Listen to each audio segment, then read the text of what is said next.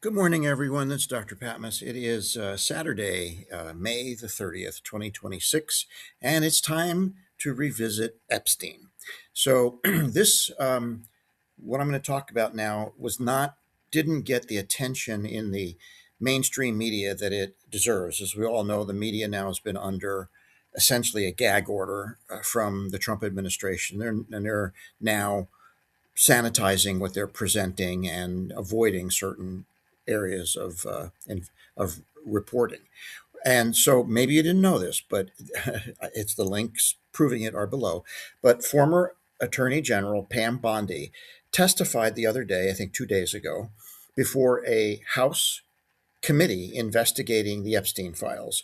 She was issued a subpoena and compelled to testify or be held in contempt of Congress. So she appeared behind closed doors and gave testimony. Now here's what's shocking about this testimony. It was not open to the public. It was behind closed doors. She refused to be sworn in. Now, when have you ever seen anybody testify before Congress and not raise their right hand or raise their right hand, put their other hand on the Bible, and swear that what they're about to the testament they're about to give is all truth, and nothing but the truth. She refused to be sworn in. Number one. Number two, she refused to testify under oath. So she answered questions, but none of that was sworn testimony under oath, so it couldn't be used in a legal proceeding against her.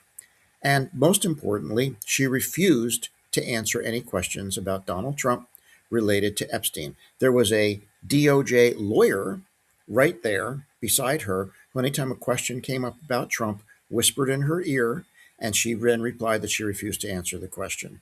And also, during her testimony, she also said that, referencing Ghislaine Maxwell, that she should not be released from prison and that her crimes were so awful that she should die in prison.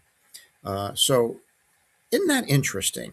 So, some people are still, including Donald Trump, that this whole Epstein thing is a hoax.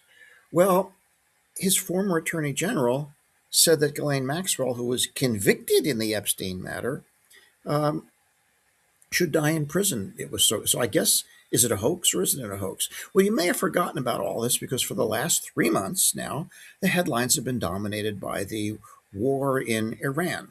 Just as things were starting to heat up really badly about Epstein, the war in Iran started. So it's time to revisit what was happening in February and March of 2026, just as we were starting this war. And so I included a video below about what happened with Bondi's testimony, and then two videos I did, one in February, late February, and one in early March, about where we are with the Epstein investigations. Let me just refresh your memory of here's the facts. I below provided a very detailed timeline of the relationship between Donald Trump and Jeffrey Epstein. That timeline showed conclusively that they were best buddies for nearly 20 years. Donald Trump didn't turn on Jeffrey Epstein until Jeffrey Epstein got caught.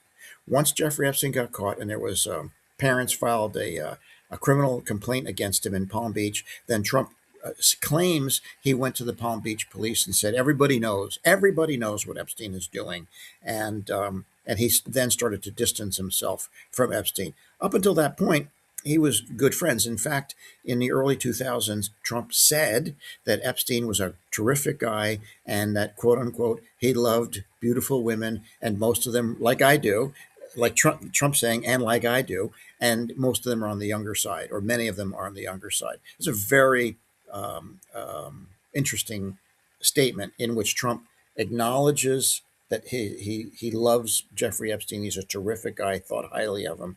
That Epstein, like Trump, uh, loves beautiful women, and many of them are on the younger side. So, if that's not kind of incriminating, I'm not sure what is. Well, anyhow, it was after Epstein basically got caught That's when Trump started to distance himself from Epstein. And a couple of years later, 2007, he claims he kicked Epstein out of Mar-a-Lago. And Epstein got, as we know, got a sweetheart deal from the federal government. Uh, Basically, had to register as a sex offender and do a short period of time serving at night in a low and under house arrest in a low security facility, and free to go about his business during the daytime. And he obviously continued doing what he was doing. And then nothing more happened with Epstein until Trump got elected president. And then Trump got elected president, and within a few months, or shortly after being elected president, Epstein got arrested again for the same crimes that he pled guilty to back in the mid to like around 2005. So it's interesting that he pleads guilty, gets a plea deal, gets a sweetheart deal, and then 15 years later, 10, 15 years later, he's rearrested. And he ends up in prison, rearrested, and uh, dies suddenly. The autopsy is very confusing. If you look at the video below, I included an analysis of the autopsy findings. And as a physician, I can tell you that he could not have broken the structures in his neck by hanging from a bed. That would only happen with a rope dropping from a distance in a frail elderly person. So his autopsy, there are too many details around his autopsy that just don't fit.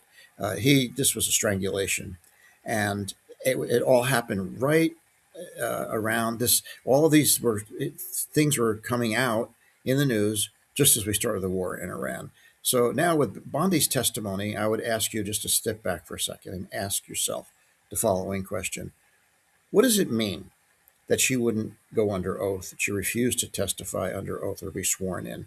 What does it mean when she wouldn't answer a single question about Donald Trump relative to Jeffrey Epstein? Not one question. The only thing that could mean is she's protecting him. If he wasn't culpable, then there wouldn't be any need to protect him. And then finally, what does it tell you when she says that Maxwell, who was convicted, should die in prison um, if it's a hoax? If it's a hoax, how was she convicted? And finally, the 302s. Those 302s are very important because those 302s, which were deemed credible by the FBI and were used to convict Maxwell, clearly implicate Trump. He's mentioned right in those same 302s that were credible enough to convict Maxwell and put her in prison, also implicate Trump. So if you still don't see this, then you need to step back and ask yourself, are you being objective at all? Are you part of a cult?